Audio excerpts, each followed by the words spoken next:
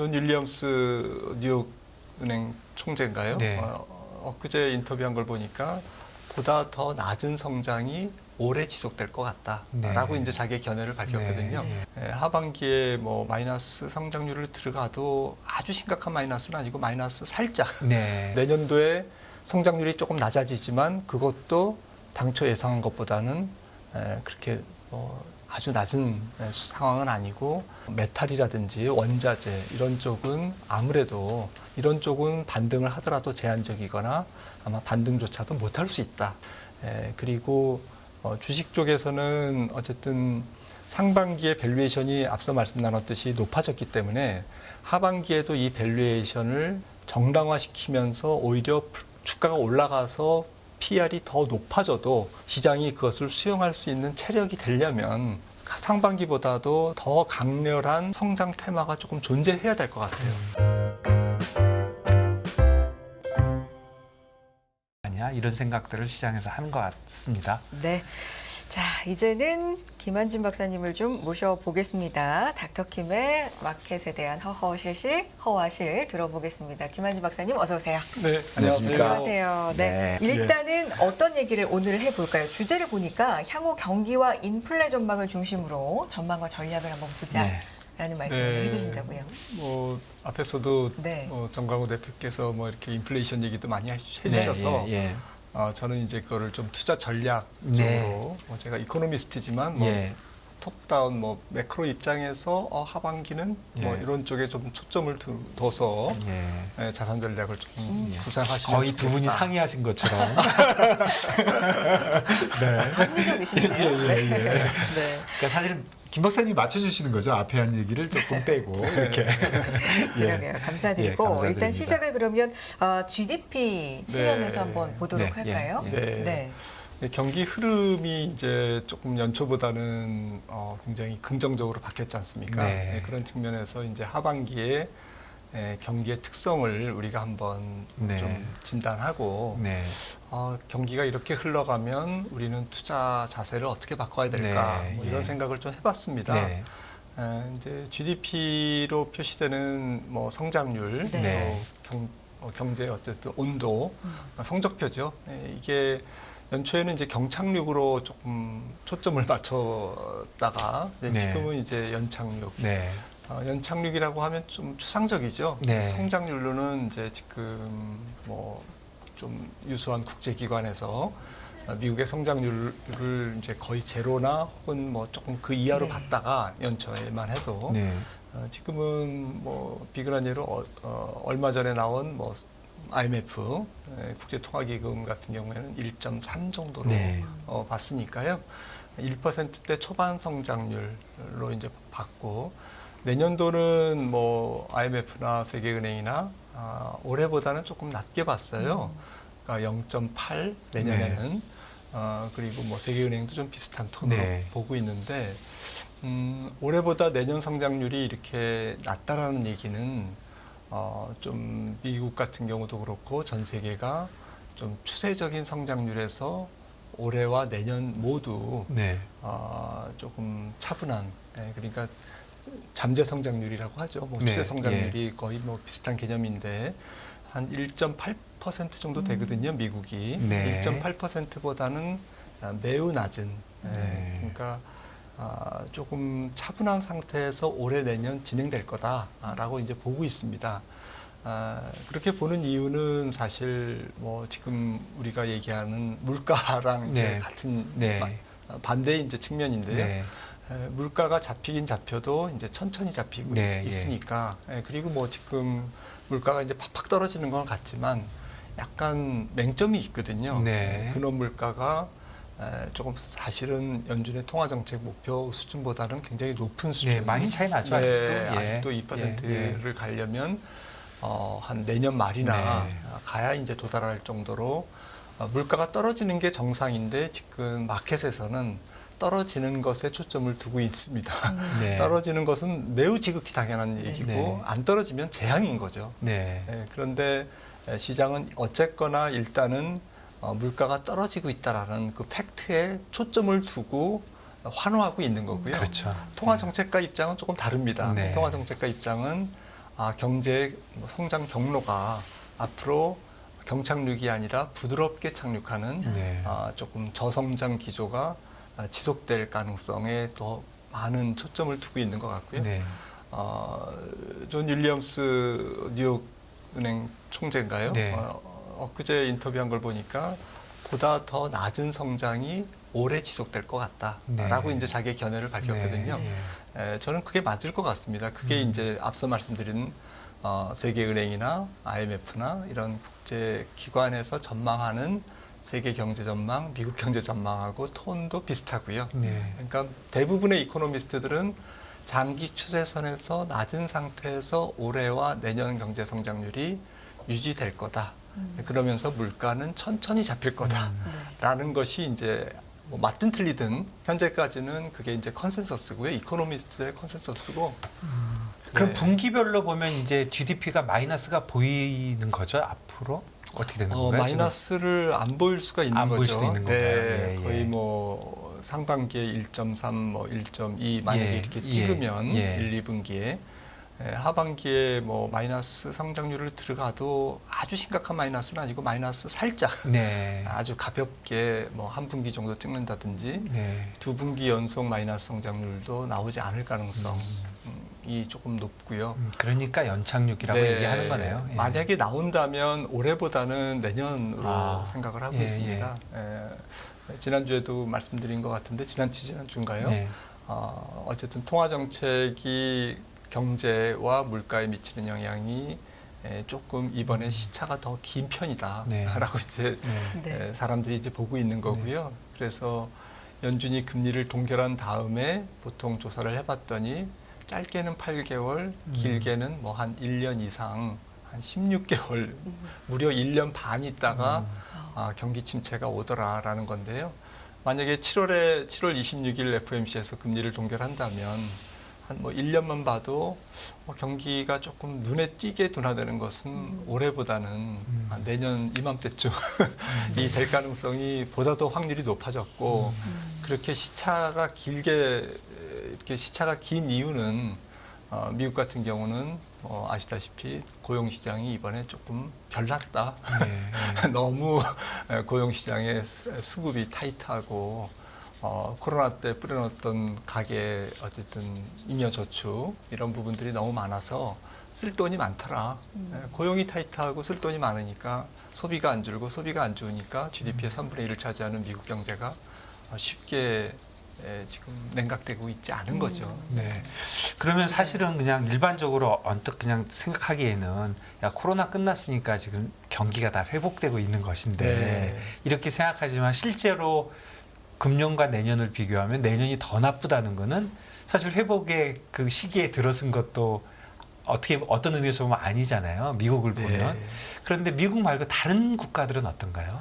다른 국가들은 예. 미국보다 더 안 좋은 상태입니다. 네. 그러니까 유럽은 사실 올해 워낙 성장률이 낮기 때문에 네. 거의 제로 성장에 가깝지 않습니까? 네. 원래는 마이너스 받다가 네. 그나마 이제 소폭 뭐 0.몇 % GDP 상승률 증가율을 지금 내다보고 있는데 유럽은 뭐 기저효과 때문에 내년도 살짝 올라서는 분위기지만 그러니까 유럽은 올해보다 내년이 네. 좋기는 하겠지만 하지만 워낙 낮다는 네. 거죠. 예, 예, 거의 예. 뭐 그냥 그저 그런 네, 상태, 예. 그런 상태로 진단을 하고 있고 신흥국은 당연히 선진국보다는 절대 수치는 성장률 절대값은 네. 높지만 IMF도 지난번에 전망할 때 신흥국 성장률을 다 낮췄어요. 네. 그러니까 1월달 전망보다도 낮췄고 네. 모든 기관들이 올해와 내년도에 신흥국 이머징의 성장률을 당초 예상했던 것보다는 네. 조금 깎았습니다. 네. 그래서 보니까 이제 세계 교육도 너무 활발하지 않고 네. 소비가 서비스업 중심으로 일어나고 네. 선진국의 리오프닝 경제가 조금 워낙 강하면서 공산품의 어쨌든 수출 수입이 네. 상당히 조금 위축되고. 위축되거나 네. 뭐 회복이 예, 조금 예, 더딘 예, 예. 그런 측면에서 신흥국이 조금 불리하다라고 이제 지금 진단하고 있는 거고요. 네. 신흥국의 대장격인 중국은 뭐 잘 아시다시피 올해 5% 이상 성장률을 시진핑이 뭐 아주 장담했습니다만 네. 지금 보니까 5% 될까 안 될까? 뭐 네네. 부동산 경기가 워낙 구조적으로 네. 회복이 좀 더디다 보니까 5% 성장률을 겨우 맞추는 정도로 진행되고 있고 내년도에는 뭐 컨센서스가 거의 한 4.5% 내려가는 거네요. 네, 올해보다는 네, 훨씬 예. 낮은 4.3%나 4.2%까지 나오고 예, 있더라고요. 예, 예. 하반기 들어서면서 예. 상반기에 중국 경제 보니까 얘네들 내년도에도 어렵겠는데 뭐 이런 식으로 조금 톤이 예, 바뀌고 있는 네. 거죠. 예. 네, 그래서 신흥국 전반도 성장률이 선진국보다는 절대치는 높지만 조금 당초 예상보다는 좀 깎여 내려가는 분위기고요. 그렇다면 전 세계가 조금 L자형 경기라는 상태에서 물론 이제 당초 예상했던 경착륙은 아니다. 네. 라는 것은 이제 거의 확실한 것 같고요.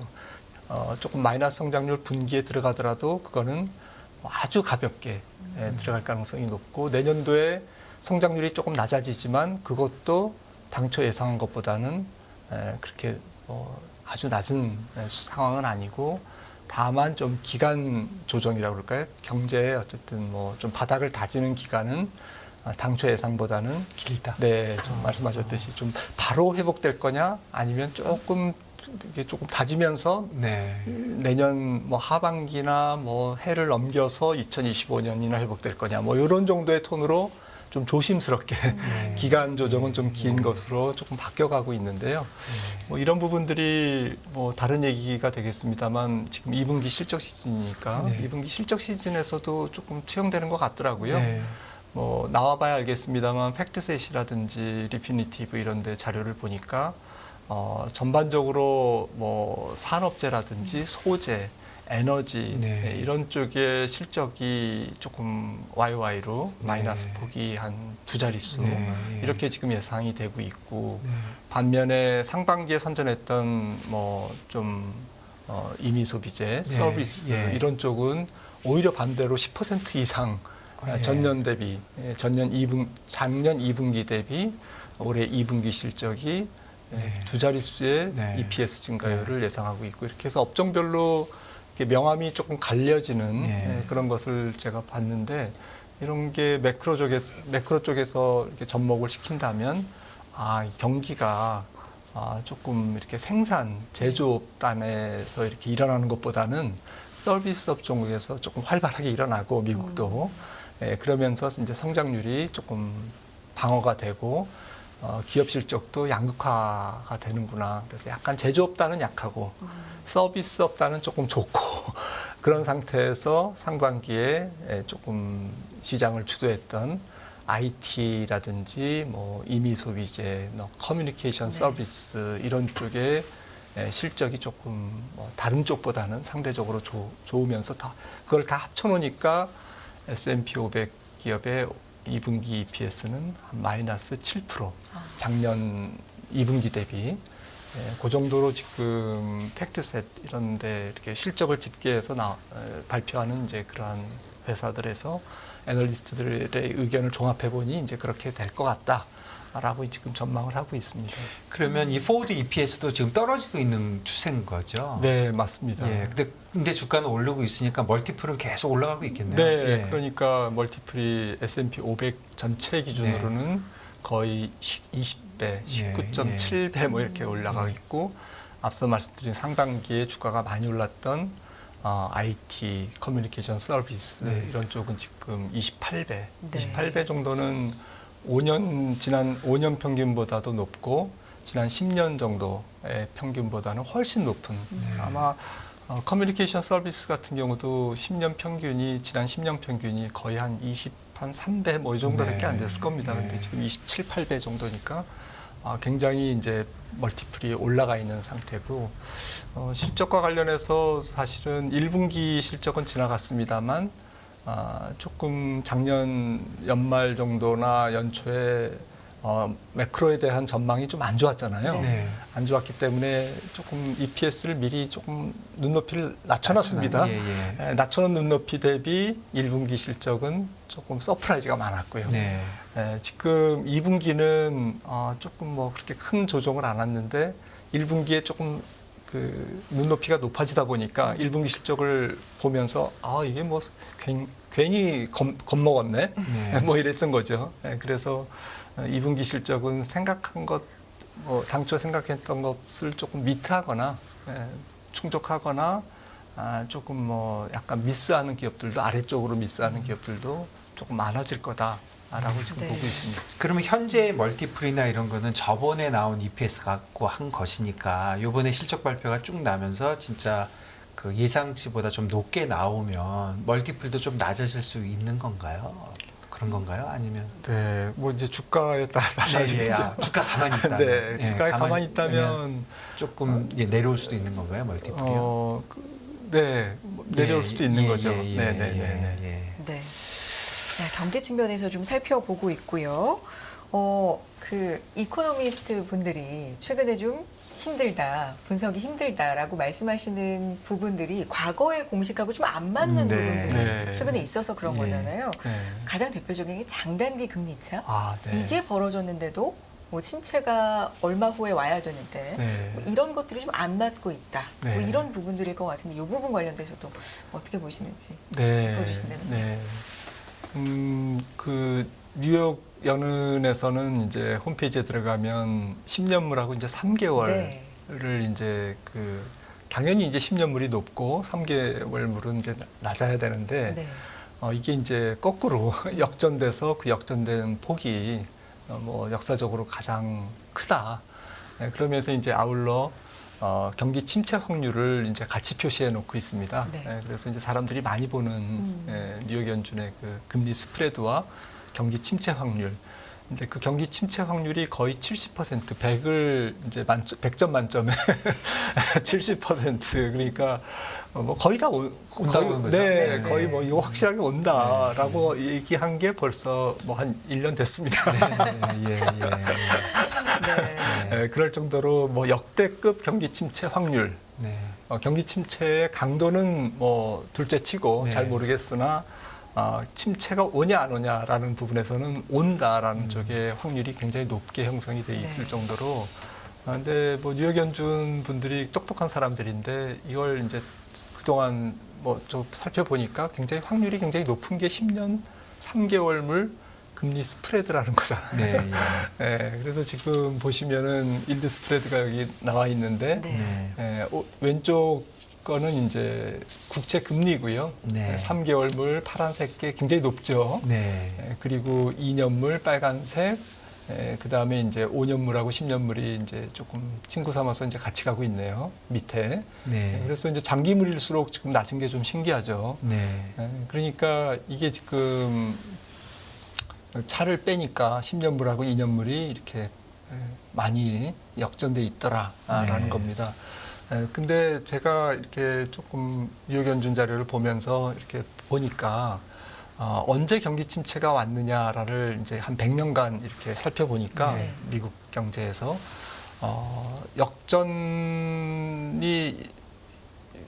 역전된 이 금리 스프레드가 다시 좁아지기 정상화될 때 오히려 그때. 그때 경기 침체가 오더라고요. 네. 그러니까 경기 침체가 올 거라는 것은 이거는 예고 지표는 이제 금리 스프레드로 우리가 알 수 있고 언제 올 거냐는 이게 그 금리 스프레드가 여기에서 이제 이게 올라올 때, 그러니까 정상화될 때, 그러니까 쉽게 얘기하면 단기 네. 금리가 내려갈 때. 네, 단기 금리가 내려가고 예, 장기 금리가 단기 금리보다는 덜 내려갈 예, 때, 네.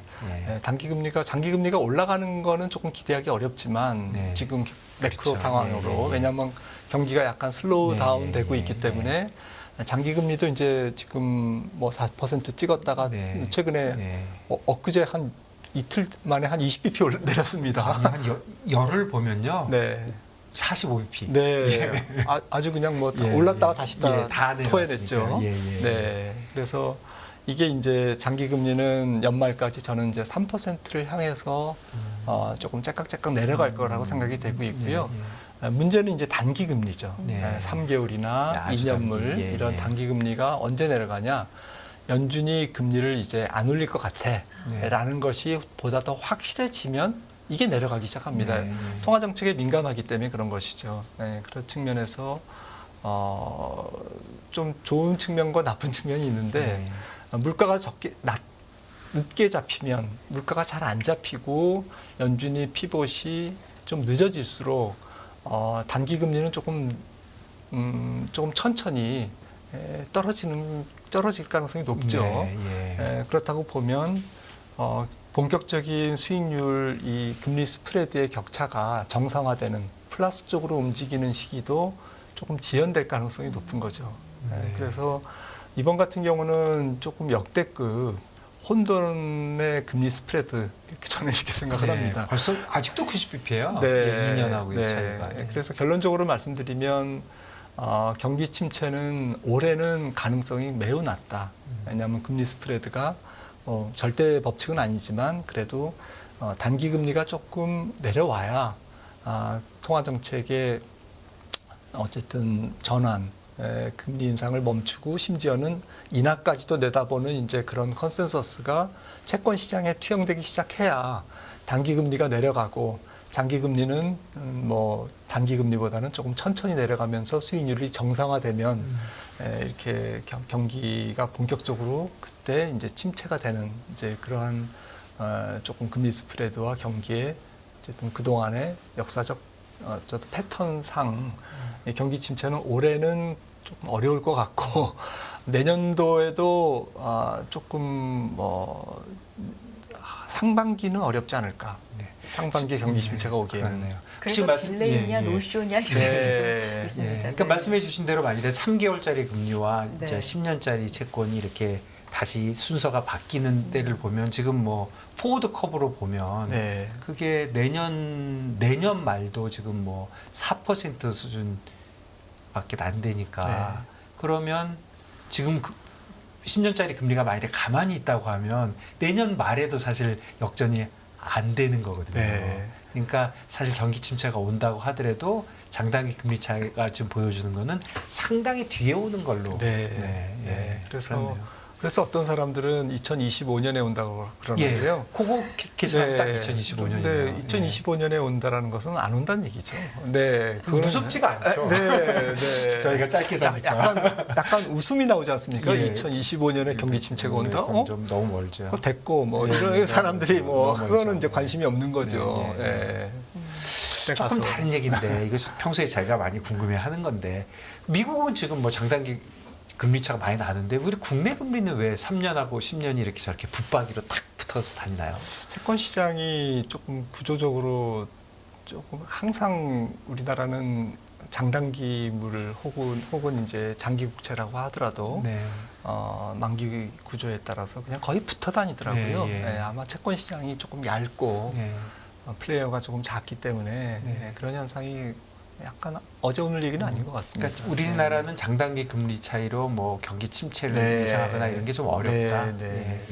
네. 알겠습니다. 자, 서서히 마무리를 하면서 그래서 네. 이런 경기 상황과 뭐 물가 지표가 이번 주에 좀 많이 발표가 되면서 완화 쪽으로 인플레이션 완화 쪽으로 확인이 좀 되고 있는데 여러 가지 합쳐서 시장에서 주식 시장 쪽에서의 전략 어떻게 세워보면 좋을까요? 네. 우선은 전체적인 전략은 조금 어제도 보여줬지만 달러가 생각보다는 조금 약세. 네. 저는 천천히 약세로 가거나 보합을 유지할 것 같다라고 말씀드렸는데 하반기에 조금 더 약세로 봐야 될 것 같아요. 네, 일주일 사이에 이게 네. 몇 프로 빠진 겁니까? 아주 급격한 예. 약세는 그래도 저는 안 올 네. 거라고 봅니다. 네. 경기가 슬로우하기 때문에 네. 아주 뭐 지그재그식으로 약세로 가고 그런 거는 우리나라 뭐 신흥국 금융시장 컨디션에 플러스 요인이죠. 좋은 거죠. 예, 네, 그래서 네. 외국인들이 조금 들어올 네. 수 있는 그런 수급적인 개선 요인을 함축하고 있다. 그 다음에 다른 자산군에서는 메탈이라든지 원자재 이런 쪽은 아무래도 신흥국 경기가 조금 생각보다는 약하니 이런 쪽은 반등을 하더라도 제한적이거나 아마 반등조차도 못할 수 있다. 구리라든지 이런 것들이죠. 유가 대표적인 원유 이런 쪽은 조금 피하시는 게 좋지 않을까 하반기에. 그리고 주식 쪽에서는 어쨌든 상반기에 밸류에이션이 앞서 말씀 나눴듯이 높아졌기 때문에 하반기에도 이 밸류에이션을 정당화시키면서 오히려 주가가 올라가서 PR이 더 높아져도 시장이 그것을 수용할 수 있는 체력이 되려면 그게 정당화되려면 정말 상반기보다도 더 강렬한 성장 테마가 조금 존재해야 될 것 같아요. 그렇군요. 그러니까 상반기는 네. 사실은 매크로장이 아니었거든요. 네. AI가 그렇죠. 쏘아올린 예, 예. 마이크로장이었던 네, 것 같고요. 예, 예. 하반기는 이제 매크로의 영향을 조금 받으면서 네. 개별 성장이라는 테마, AI라는 테마가 이거를 뚫고 올라가야 되는 과제가 있는데 그거는 좀 잘 모르겠습니다. 그렇죠. 그런 게 있는지 그렇죠. 없을지. 예, 예. 하지만 그런 게 없으면 상반기 대비 성장주도 하반기에는 조금 유리한 것만은 아니다라는 식으로 생각을 하고 있고요. 그래서 너무 많이 오른 밸류에이션 부담이 높은 성장주는 조금 차익 실현 매물이 하반기에는 조금 나올 수 있다라고 네. 생각을 합니다. 그리고 전반적으로 조금 성장 테마가 저성장일수록 성장 테마가 계속 하반기에도 존재할 것 같거든요. 그러니까 성장주가 올라가긴 올라가야 되는데 상반기에 너무 많이 올라서 밸류에이션이 높아. 네. 그래서 부담스러워. 이런 상황이 이제 하반기 상황이니까 네. 사람들은 이제 덜 오르는 성장주가 뭐지? 성장주 참. 안에서도 조금 사볼 만한 성장주는 뭘까? 네. 라는 식으로 접근을 하다 보면 좀 매크로와 삐껴 있는, 매크로와 조금 연관성이 적은, 경기 노출도가 낮은 그런 성장주를 아니면 상반기에 조금 쉬었던 성장주, 아니면 상반기에 올랐던 성장주 업종 중에서도 덜 오른 그 업종 내에서 조금 덜 오른 성장주를 찾아서 플레이할 가능성이 높거든요. 미국이나 한국이나 비슷한 네, 거죠. 예, 그래서 예. 투자자 여러분들은 상반기에 이어서 하반기에 성장주라는 테마를 조금 더 집중하시는 건 좋다. 경기 네. 순환주나 원자재 쪽보다는 어쨌든 약간 소프트하고 말랑말랑한 산업 쪽에 조금 더 초점을 두는 것은 좋을 것 같습니다. 알겠습니다. 네. 여기까지 듣겠습니다. 시간이 모자랍니다. 네. 김한지 박사님 고맙습니다. 감사합니다. 네, 굿모닝 인포맥스 준비한 내용 여기까지입니다. 비 피해 없도록 조심하시고요. 다음 주 인사드릴게요. 고맙습니다. 감사합니다.